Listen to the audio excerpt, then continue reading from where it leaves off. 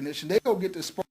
But on the other hand, you know, the governor's spending millions of dollars radio and TV ads. So those same TV station and news stations that's reporting the news on the candidates, they also making money off the $20 million the governor has, the $20 million the mayor has that they're spending on TV and radio ad, the $30 million Bush has for his campaign or raised for his campaign that he's spending in TV and radio ad. They're making money off that. So who you think they go promote? Who you think they go favor in their bias news coverage? They go favor the people that's spending the money. And they'll give attention to a lesser candidate. But we call it those that's not mainstream candidates that don't have the public interest. Candidates should be able to run for elective office. And what happens, laws that remove these barriers, encourage, again, qualified, able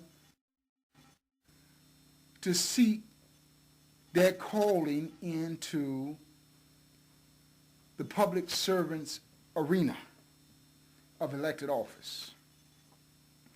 There's no way we should have a governor's race, a mayor's race, any other elected race for elected office, any other race for elected office where the people are discouraged with the candidates to the point they're not going to waste their time coming out to vote in a sovereign nation like America. And as I said, we have all these laws on the book that says you have to do this, declare your party and get so many signatures. We in America spend hundreds and thousands and millions of dollars for other countries, in other countries, for them to elect their government. We over in Iraq and we over in other countries overseeing elections for them to elect their own government. And I didn't see them in Iraq have to go get so many signatures to be on the ballot. And in these other countries, they didn't have to get signatures to vote. Why do we have to do it in America?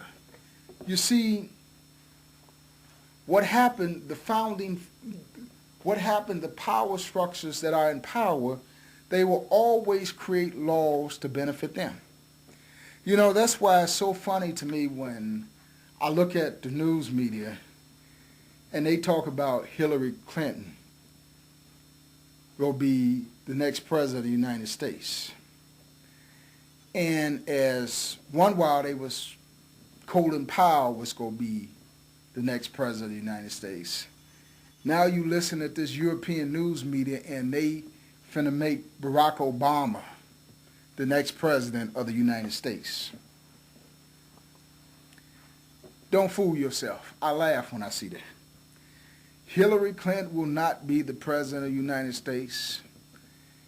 Colin Powell didn't go on by the wayside, so they stopped that stuff. Now they got Barack Obama as the new candidate for president of the United States. Let me just serve notice on you. Here's a fact. At this present date and time under the political structure, America will not elect a woman president and America will not elect a black man president. Why won't they do that?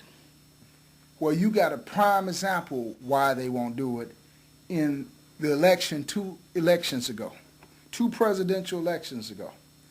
You had Bush and Al Gore. Al Gore won the popular vote, and Bush won the presidency with the electoral vote. When the founding fathers wrote the Constitution, they wrote it with the intentions that they would control who would rule this country.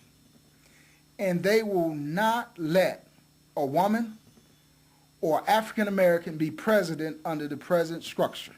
If you go ever elect a woman, if you go ever elect a black president, you're going to do away with that electoral voting system. Because I tell you what, You go see them switching parties, casting their votes in different directions before they let the electoral column elect somebody they don't want to be president of the United States. So, they play these games. Hillary finna be the next president. Will somebody please tell me what is Hillary Clinton gonna do as president that she couldn't do when her husband was in office as president? She gonna do it better? She was there 8 years with her husband, and America ain't no better than what it was when Reagan was in there, when Bush was in there. So we need to stop playing games and irking the people, and we need to encourage people to become involved with the political process. With the political process. And what we need to do is, you must understand, the Congress passed laws that governs the United States.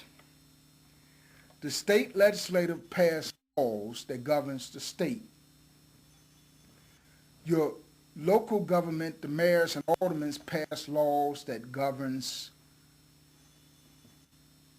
Well, let me backtrack.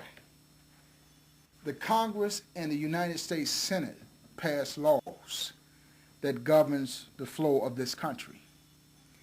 The state legislative pass laws that govern the laws of this state. The city council passed laws that governs the laws of this city.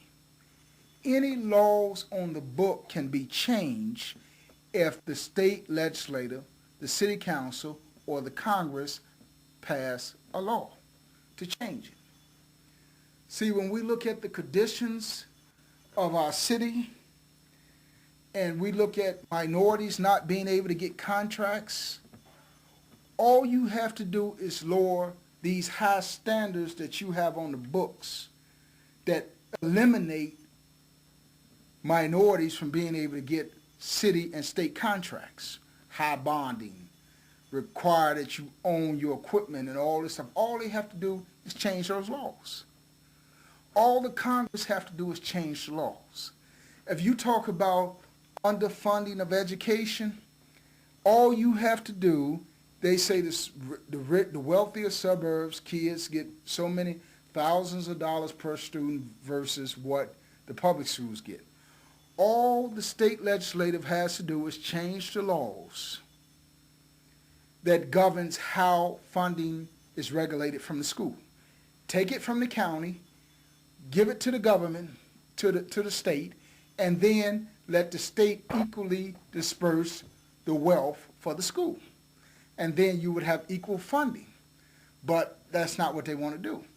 You see, when you talk about elected office, you're not, although we got politicians that have become career politicians, career liars, and career BSers that know how to BS the people, or excuse me, I'm sorry, what they call it in politics, they know how to put a public spin on the things that they want to put public spins on. That's what they call it, the public spin. You know what it is, and I know what it is. You got professional BSers as politicians, and they'll look you straight in the face, and they'll tell you a good lie. They'll tell you a good lie looking you right in the face and look so diplomatic doing it. So, and see, when you have elected officials for elected office, you vote on the laws that the people of this city, that the people of this state, the people of this county, that we live by. And that's why you need more public servants to get out there and run for elected office. You need people that's concerned about humanity and not concerned about their own personal wealth, their own personal fame, their own personal glory. Because, see, people write laws to benefit them and to benefit the people that they want to benefit.